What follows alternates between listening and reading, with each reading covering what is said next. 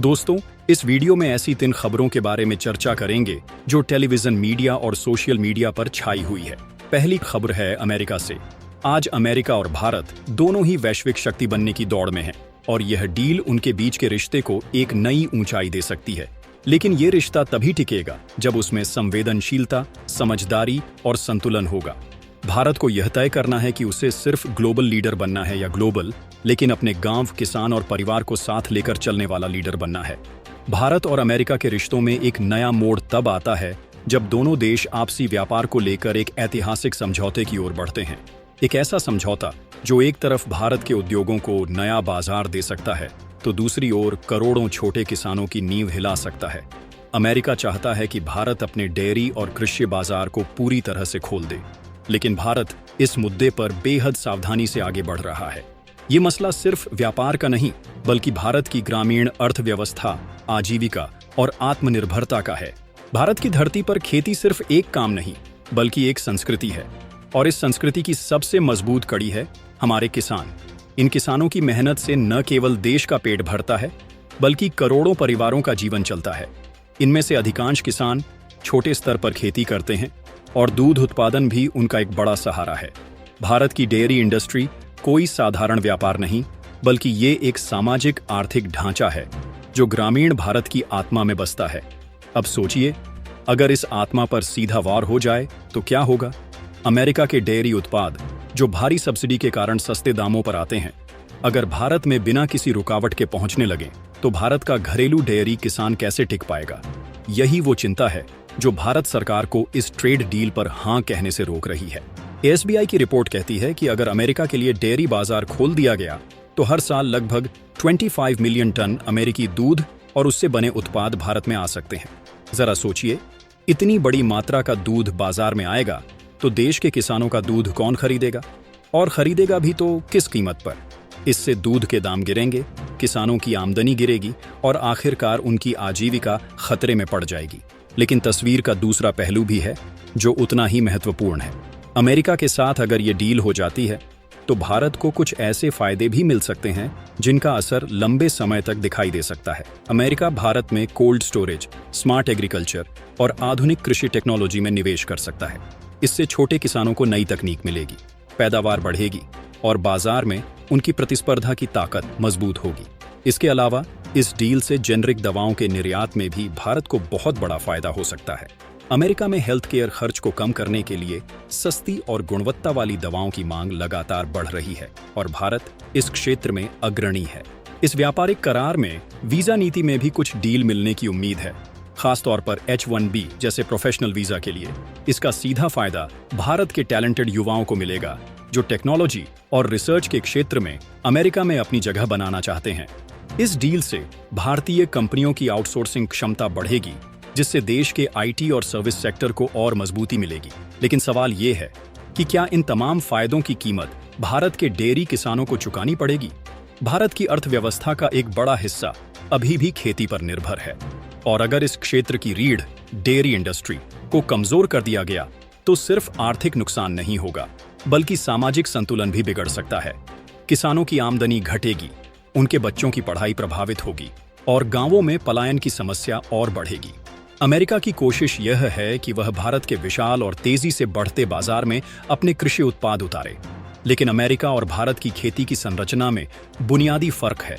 America में खेती बड़े पैमाने पर मशीनों के सहारे और सरकारी सब्सिडी के बल पर होती है, जबकि भारत में खेती अब भी पारंपरिक तौर तरीकों, सीमित संसाधनों और श्रम पर आधारित है। ऐसे में दोनों की तुलना करना ही गलत होगा। अमेरिका ने सोचा कि भारत को छोटे छोटे ऑफर देकर बड़ी रियायतें ले लेगा, लेकिन भारत ने पूरी रणनीति पलट दी। भारत ने बता दिया कि अब वो समय नहीं रहा जब देश अपनी नीतियों में विदेशी दबाव पर बदलाव करता था।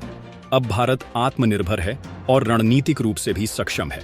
अब व्यापार समानता और गरिमा की शर्तों पर ही होगा। दूसरी अहम खबर तुर्की से आई चेतावनी को लेकर है।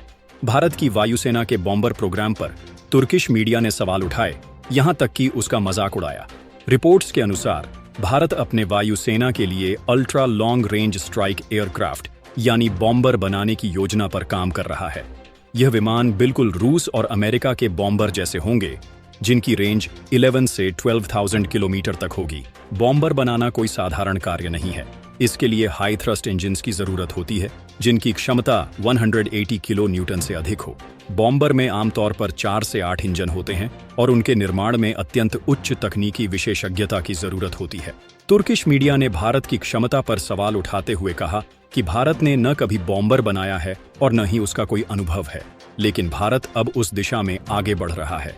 रिपोर्ट्स के अनुसार भारत के पास इंजन विकल्प के रूप में रूस और फ्रांस हैं। फ्रांस के पास बॉम्बर का अनुभव नहीं है, लेकिन रूस ने कई प्रकार के बॉम्बर बनाए हैं और उनके पास पर्याप्त तकनीक भी है।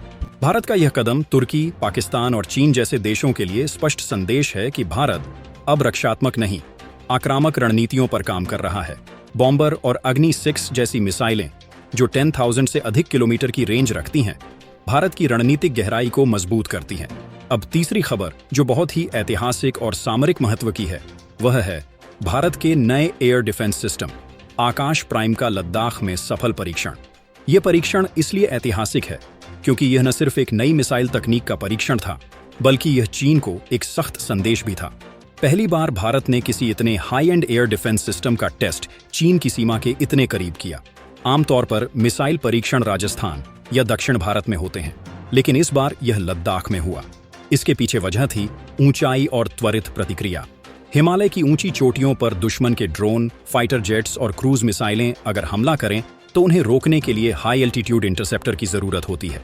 अमेरिका के पास THAAD है, चीन के पास HQ सिस्टम और अब भारत के पास है आकाश प्राइम। यह मिसाइल 15,000 फीट की ऊंचाई पर भी काम कर सकती है और तेज रफ्तार से उड़ते हुए टारगेट्स जैसे कि ड्रोन्स और क्रूज मिसाइलों को इंटरसेप्ट कर सकती है। इसकी रेंज 30 से 40 किलोमीटर है, जो कि माउंटेन टेरेन के लिए पर्याप्त मानी जाती है। इसकी सबसे खास बात है इसकी क्विक रेस्पॉन्स कैपेसिटी। आकाश प्राइम उन टारगेट्स को भी मार गिरा सकता है जो बहुत तेजी से दिशा बदलते हैं, जैसे कि हाइपरसोनिक ड्रोन्स या क्रूज मिसाइलें। भारत ने इस परीक्षण में एक्चुअल युद्ध जैसे हालात बनाए और उनमें इस सिस्टम को परखा।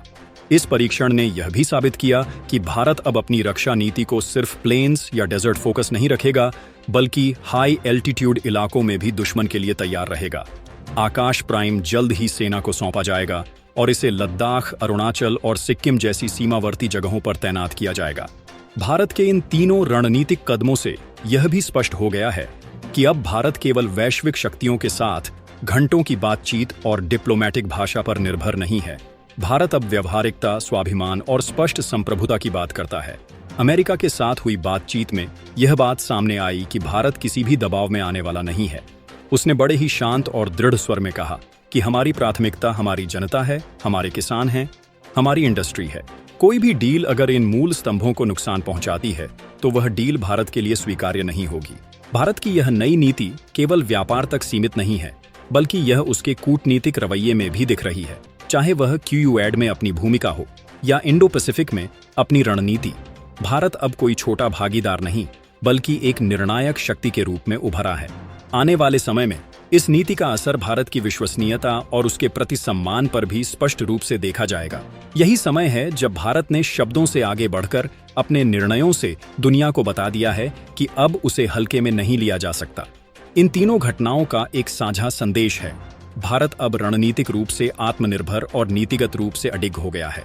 चाहे बात अमेरिका से ट्रेड डील की हो, तुर्की की आलोचना का जवाब हो या चीन को सीमा पर करारा संदेश देना हो, भारत अब हर मोर्चे पर एक नई सोच और नई ताकत के साथ खड़ा है। यह नया भारत है जो न सिर्फ बराबरी की शर्त पर बात करता है, बल्कि जवाब भी उसी भाषा में देता है जो सामने वाला समझ सके। और अब सवाल आपसे, क्या आपको लगता है भारत को अमेरिका के साथ और सख्ती दिखानी चाहिए या रणनीतिक रूप से कुछ जगहों पर लचीलापन बेहतर रहेगा? अपना मत जरूर साझा करें।